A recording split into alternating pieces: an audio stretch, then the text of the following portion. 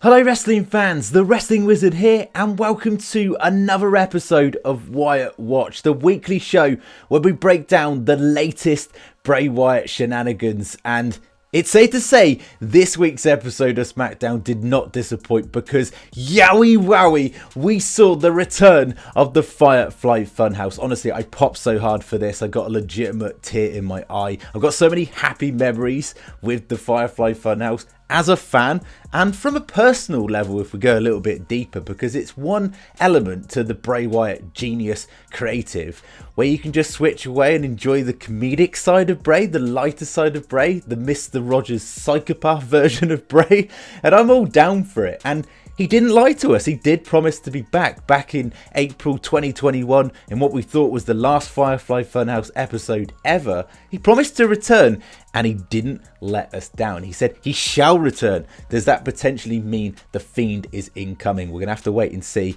Wait for the Mountain Dew pitch black match at this year's Royal Rumble. Now, I love the way that they've reintroduced the Firefly Funhouse. It was absolute genius. Shortly after, LA Knight was being cocky again on the mic, winning a squash match. There were little teasers with the Bray Wyatt logo, so we knew something was coming, but we weren't prepared for the Firefly Funhouse to return. It literally is back. All the characters back, and it was great to see them. I love the way they introduced them as well. Again, reintroduced them with the zoom ins, the little details with Mercy the Buzzard shaking off the dust and cobwebs in his box. Abby the Witch still pretty peed off with Ramblin' Rabbit. She's not taking any of his shenanigans. She shut him right down. Ramblin' Rabbit shaking off the dust, and Pig Boy Huskus just smashing the dark chocolate left, right and centre. We're with you, Huskus. And it was a great segment. Absolutely loved it. The fact that Bray Wyatt was doing a bit of DIY with his ass hanging out with the logo covering it made me chuckle, and turned around and went, "I can see you," i.e. LA Knight. Of course, Ramblin' Rabbit digs LA Knight, taking one of his catchphrases and said that he likes The Miz. The Miz with muscles, as he described LA Knight as. And I thought it was like a pretty cool twist that, again, you're reintroducing Ramblin' Rabbit's fear for the Fiend, fear for the dark, and saying little things like, you should be scared because they're going to be under your bed and they could eat you. And the fact that you should be scared with a wink, i.e. of the dark, and what's coming at the Royal Rumble. And this has all surely got to be a teaser for the evolution of the Fiend, potentially, we'll assume, at the Royal Rumble. He's got to play some part, you got to think, in the match. A baptism in the dark, as Bray described it, as the Eater of Worlds version of Bray, of course, last week. And then just like that, we saw the television set in the Firefly Funhouse with Howdy and all the images we've seen throughout the months. And basically said, I told you.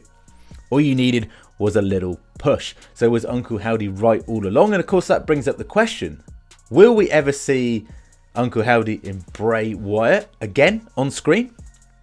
I feel like we will, but in a way, if Bray is embracing the darkness and reveling in who he truly is, isn't that what Howdy wanted all along? So will we ever, and it's a really genuine question, do you think we will ever see the reveal of who has been playing Uncle Howdy physically? Who's Sister Abigail Bray Wyatt, who's been tormenting Alexa Bliss and seemingly in sync with Alexa Bliss now, or maybe using Alexa Bliss? I'll let you work that one out. But this is so cool. And I love the fact that Bray Wyatt just went like full on into this dark, almost possessed trance and said the words, "You are the one that opened the door. And now whatever comes through it is your problem," i.e. LA Knight's problem. And then switches right back to the Mr. Rogers Bray with a smile on his face and waves at him and says, "Have a nice day." Now, I thought this was very telling because not only is this obviously a Mick Foley catchphrase, this is very true to what's actually happening here. Like, Mick Foley had the Three Faces of Foley gimmick. Of course, we know Bray Wyatt, the Fiend version, alter ego of Bray Wyatt, uses the mandible claw. So is this certainly saying, like, you don't know what version of me you're going to see? I can play multiple versions, 3 faces and 6 faces potentially. I don't think there'd be quite that many. I think when you look at it logically, like the Firefly Funhouse Bray, we wouldn't see again in the ring like we have done in the past, but that is counted as another version. But in the ring, you could have the Eater of Worlds version of Bray, the Fiend, and then maybe something completely new that we haven't seen yet. And how this all plays out in the long run, we don't know. Is Bray going to become Uncle Howdy?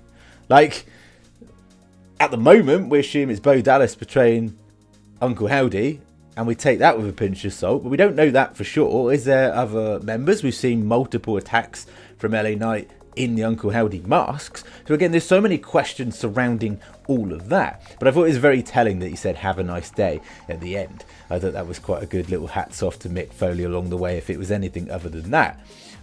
Which we've got to look at the little details in all of this, because all the little details matter, in the words of Bray Wyatt's lyrics in his theme. What I also think is really neat about all of this is the fact that if you look at Bray Wyatt's entrance, where he comes out of the door, he certainly said that you don't have a clue now what's going to come out the door.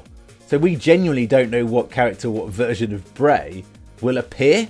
And in the pitch black match, we're going to maybe see all the versions briefly appear. And that's the future. And say we see these multiple versions, we see them for a split second, and as storylines progress in the future, we don't know what version Bray's going to pick. And maybe there's some good, there's some evil, and there's somewhere in between along the lines. And the Fiend is just one of many versions of Bray, which I like because it adds variety. I like the fact that it seems moving forward that whatever version Bray decides to go with and pick at the time, it will be able to wrestle. It will be credible in the ring, and I think that's one thing Bray definitely wants to rewrite in the story, is actually have a lot of dominance back in the ring. If you go all the way back to the Cult Leader version of Bray, there were some decent in-ring wrestling matches he's had, and a lot of criticism comes with Bray in the form of him not being able to handle himself in the ring, which I think is unfair.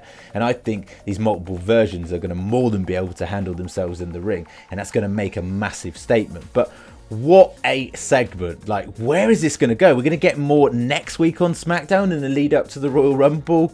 Get down in the comments section, share your thoughts and opinions. What are your predictions for all this? I cannot wait. Pumped for the Rumble. It can't come soon enough. Honestly, I'm like a kid in a candy store waiting for it.